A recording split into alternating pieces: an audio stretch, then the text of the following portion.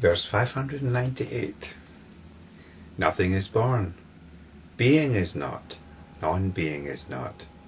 Nowhere is being and non-being, except that where there is a system, there is the rising of things and their dissolution. I've been feeling a little bit apologetic about some of the language used here, which is one of the reasons I started talking about the rainbow body, giving us a metaphor to focus on, rather than try to get our head around some of these seemingly abstract pronouncements, which concern things which we might not be able to relate to.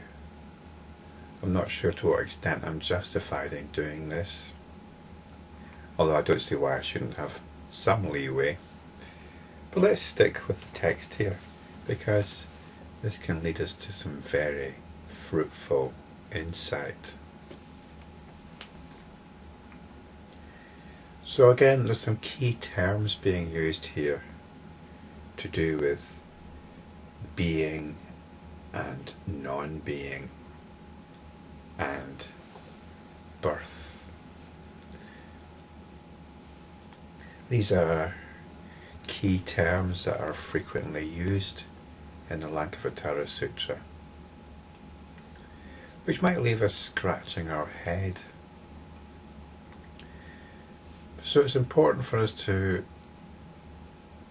find the relevance here, the direct relevance, because that's what these terms are referring to. They're referring to something very intimate, something very direct in our own being. And once we can see the deep intimacy of what these terms refer to, then richness unfolds. So let's come back to where we are right now. There's a certain tone, a mood tone. We must have some mood tone going on. Hopefully it's a happy one, because you're listening to this video and you've got a degree of anticipation, excitement even, where I might be going with this. Hopefully that's the case. So that's nice. That's the mood tone, because there's something nice happening right now. But we've got our own psychological disposition, our own psychology, our own psychological tendencies. This is what's going on most of the time. This is the backdrop. There's a backdrop here. And this is what we have to look at. Look at our backdrop by which we process the world. We've got a relationship with this world. Certain feeling about it. A certain fundamental tone which has been established in relation to this world. So even when there's good things happening, or bad things, in some way or another it feeds that tone, which is usually quite a limited tone, because we know the world is full of unpleasant surprises and unpleasant possibilities. So part of us is on our guard. Now the spiritual teaching, the spiritual understanding is that this tone is a limitation. And it's been fed by stories of how the world is through our education system. And these stories could be broadly classified as religious or scientific. And if you grew up in the West or the Middle East, and you've got the stories of Christianity and Islam and Judaism, you've got the stories from science of the Big Bang. It's not so much the case if you've got a Hindu or Buddhist background and you've got this story of endless lives, although that's got its own negative connotations. But I'll be talking mainly from the so-called Western viewpoint, which is actually very much the Middle Eastern viewpoint, since the Middle Eastern way of thinking has infiltrated much of the planet through its so-called Abrahamic religions. So we've got that mindset, plus the scientific mindset, both of which convey the understanding that the natural state of affairs is nothing. Nothing. At one point there was nothing, and then there was something.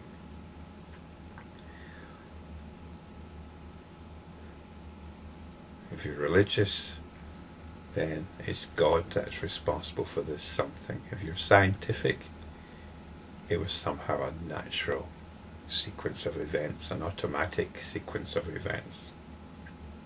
So both stories have that in common. There's nothing, then there's something. And this is a story that we've imbibed. We might not think about it much, but all stories have a tone. And we've imbibed this tone, which belongs to this story of there being nothing and then something. And for a while, in both the scientific and the religious stories, there was just a sort of preparation going on. And eventually, there's human life. In the religious stories, this is given some importance. In the scientific story, it's just a little bit of icing on the cake. Hardly relevant in the grand scheme of things. So I'm a little bit with the religionists here to try and make the human side of things more important, whereas the scientific story is a bit more macho. There's this vast universe unfolding backwards into distant time, which has got nothing to do with us, even though our existence depends on everything that went before.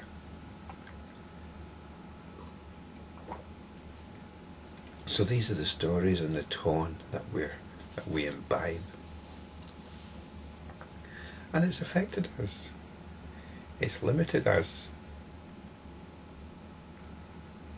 because it tells us that there was this massive past which we weren't a part of, we weren't around. And both the scientific and religious stories tell us it's all going to come to an end as well, and we won't be around then. So what this verse 598 is doing is it's dismissing all of this. It's saying nothing is born. In other words, nothing came out of nothing.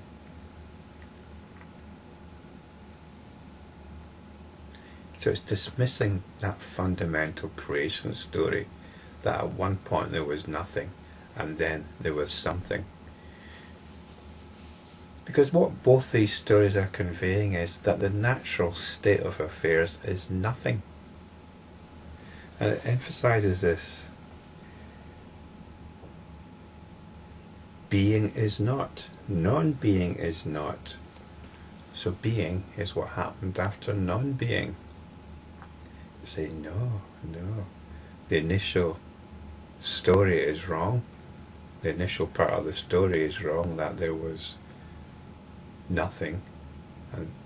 And then the rest of it is wrong, that from this nothing came being.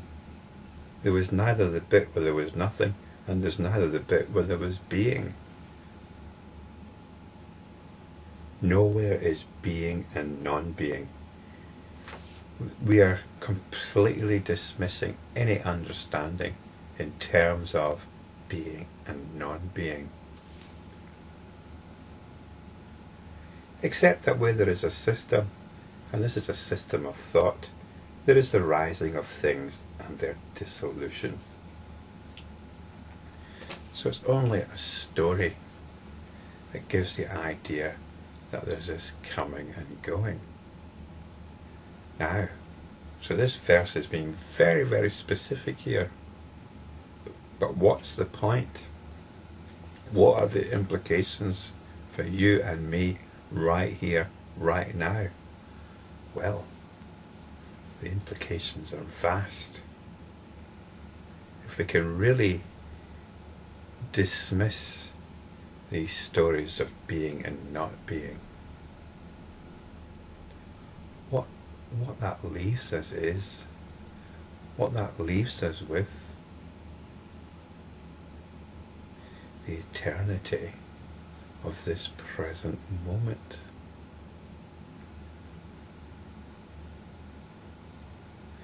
This present moment is not because of lots of other moments that went before.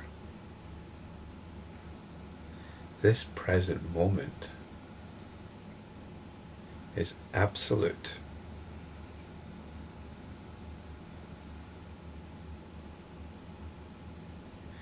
This present moment is full.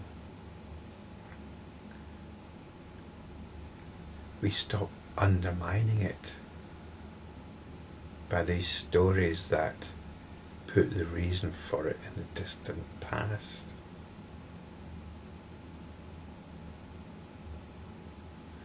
We start now appreciating this immediate moment in all its fullness, in all its freshness, in all its newness, in all its vibrancy. In fact, we experience it in terms of what I described previously as the colours of the rainbow body. This is what is happening right now.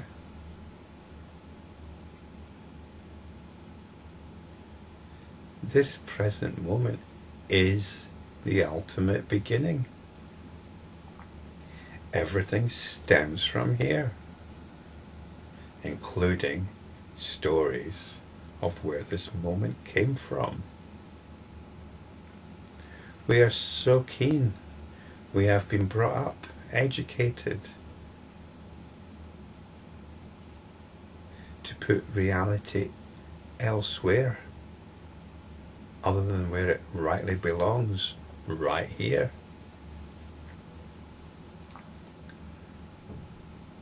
We give reality to these stories and say, this story is what is real. The moment here is not what's real. And this verse is completely subverting that.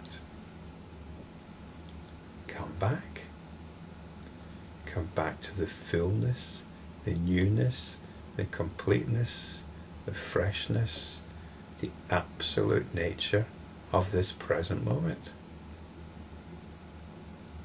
The vibrancy of the world is here and now.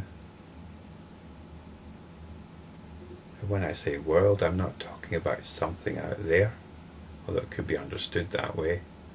But no,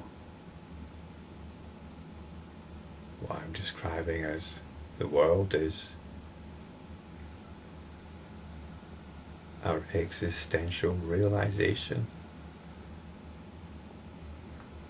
of the miraculous abundance of creativity.